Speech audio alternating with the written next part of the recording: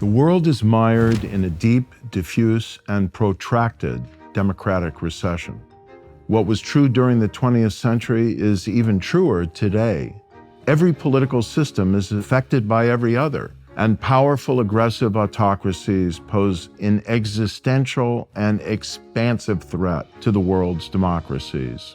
Strong U.S. leadership is crucial to support global democracy. But that leadership must be continually emphasized to each new generation. A world filled by democracies and the rule of law is more peaceful, secure, and prosperous, as democracies are less likely to pose a threat and more likely to ensure global peace and prosperity. The hard truth is that the world's two major autocracies, China and Russia, are waging sophisticated and well-resourced global campaigns to discredit and subvert democracy. And in this new century, the United States and its allies have been ill-prepared to fight back. A narrative has been taking hold that democracies are corrupt and worn out, that they lack energy, capacity, and self-confidence. And the developing world is listening, with many people now looking to Beijing for partnership and inspiration. After a decade and a half of losing ground, democracy promotion needs to be reset. The guiding principle for the right strategy is simple. Power matters. This is not to endorse using force to impose democracy. That approach almost always fails, and it discredits peaceful efforts. But as the political scientist Samuel Huntington noted, military and diplomatic power create the geopolitical context in which democracy thrives or founders. Preserving U.S. military strength and the vigor and deterrent capabilities of U.S. alliances and partnerships is vital to keeping democracy secure against authoritarian encroachment and intimidation.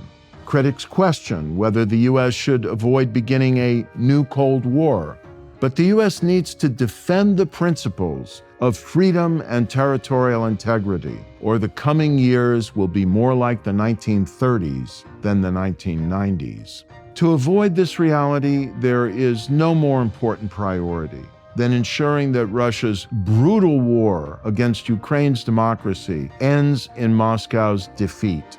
Victory is not just imperative to protect the Ukrainians' right to self-governance. If Ukraine emerges from this conflict substantially free and secure, with its pre-war territory intact, and with aid and investment flowing in to rebuild, several powerful lessons will become clear. Bystanders will realize that democracy is not a weak system.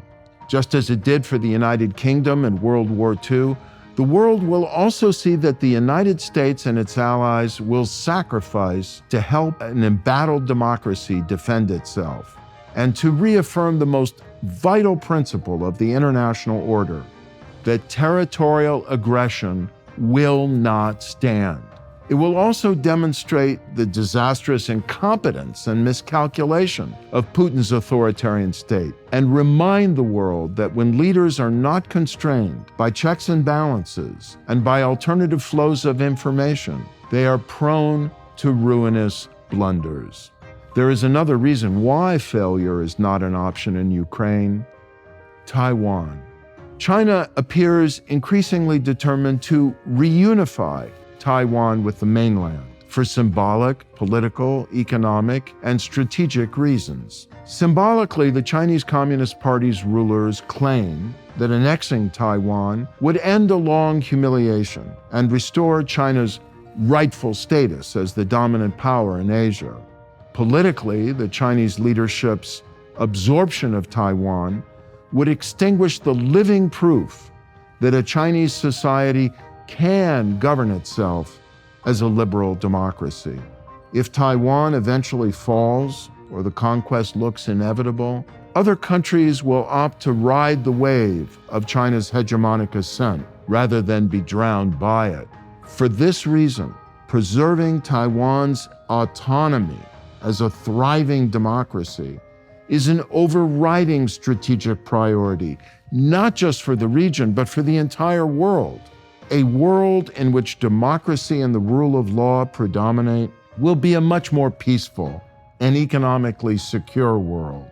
The United States needs to politically and financially support the people struggling at great risk for freedom. This is a moral imperative, and it is in the United States' national interest to encourage transitions to more democratic, lawful, and accountable governments around the world.